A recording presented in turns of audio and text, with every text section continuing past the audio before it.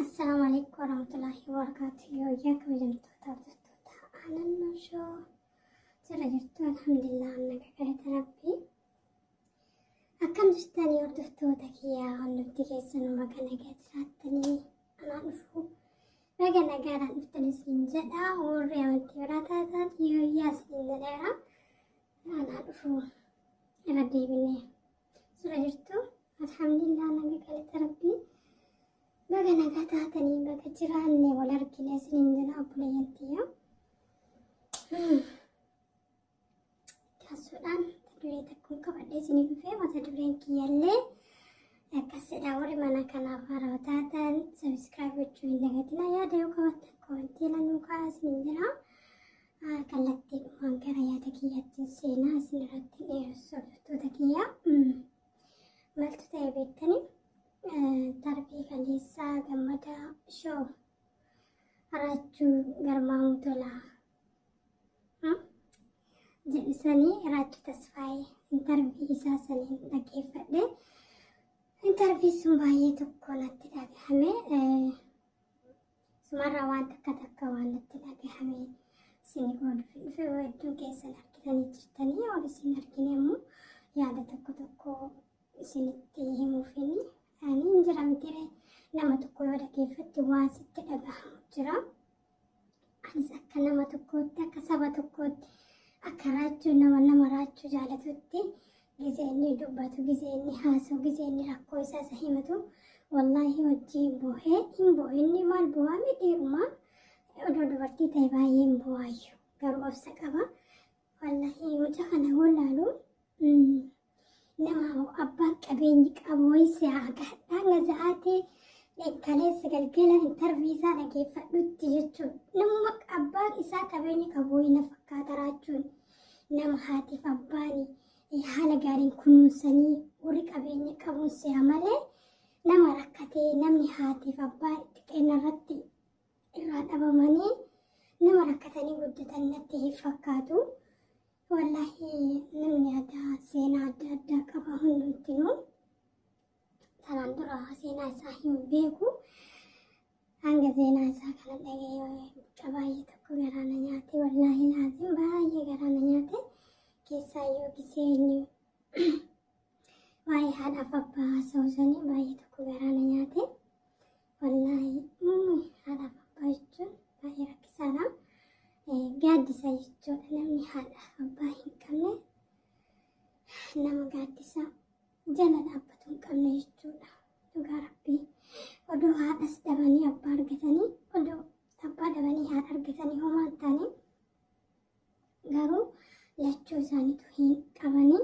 Haa ta'u alhamdulillah sadarkaa kana gahanii raachuun akka inni dubbatu obboleettii isaa tan hoggaa 16 barbaadaa ture argatee gammadee baay'ee tokko gammachuu isaa gammachuu kenna. Raachuun baay'ee obboleettii isaa kan argachuu jechuun baay'ee tokkoon daaraa ture, baay'ee tokkoon barbaadaa ture karaa intarneetiin jechuudha. Alhamdulillah garuu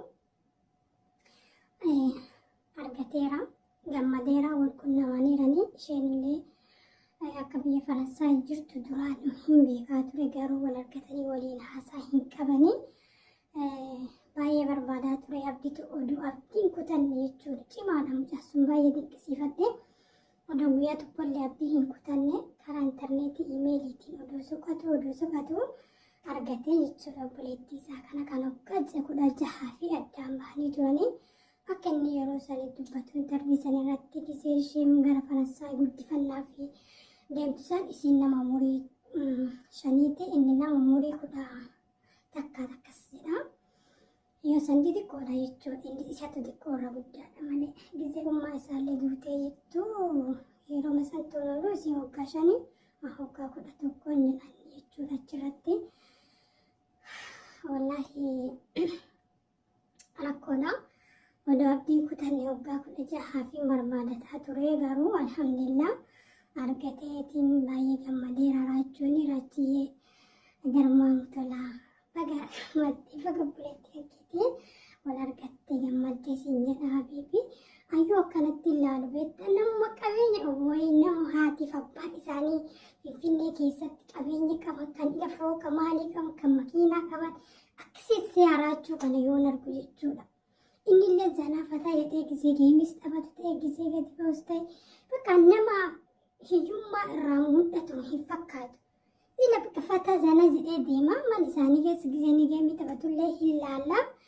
Nama rakkoon guddate iyyuu hin fakkaatu. Akka kiyyatti akka waan qabeenya abbaan qabeenyaa wayii abbaa isaa qabeenyatti qabu wayiitti ittiin beeka biraachuu jechuudha. Akka inni rakkataa ta'e kana hin beeku. Akka inni haadhaaf abbaa ta'e dhabee hatta gisee inni obboleeyyan isaa gara eessaatti barbaaduuf deemu konkolaataa jala seeneetiin jalatti dhugaadhee makiinaan daaraa makiinaan natti dhahee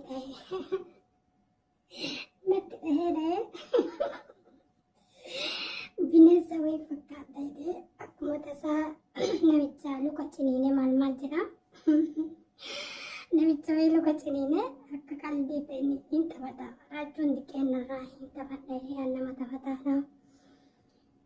Seenaa isaa baay'ee garaana nyaate namichi sun ciniine namichi sun hin iyyee jaarsichi suni booda immoo na arganii gadi yeroo gadi ba'u inni daalicha kafuulli isaa kun bokkoolaa irra garagalee makiinaa garaan itti tolfamne irra yoo deemu beektanii achi baay'ee tokko namni hunduu na sodaataan tureen jedha.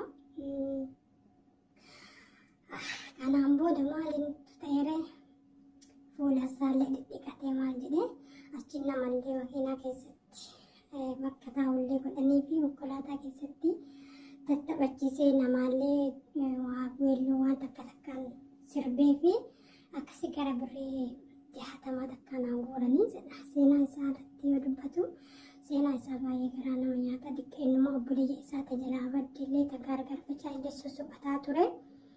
Akka mana fiilmillee hojjetaa ture achittillee achuma keessa buluu sharaa uffatee bulaa waa baay'ee dubbate seenaan isaa baay'ee garaa nama nyaata garuu mataa isaa nama gaariidha nama gaarii yaadu wallaahi garaan nyaate baay'ee tokko nama hojjise gisee inni yoo nama jaani ijoollee ollaa haadha qabanii abbaa qabanii yoo nama hololan nama qabu maaliin qabu gisee ni jiru bakka wallaahi waatu namatti dhagahama jechuudha. Ana yaani seenaa isaa akkanatti inni arraachuu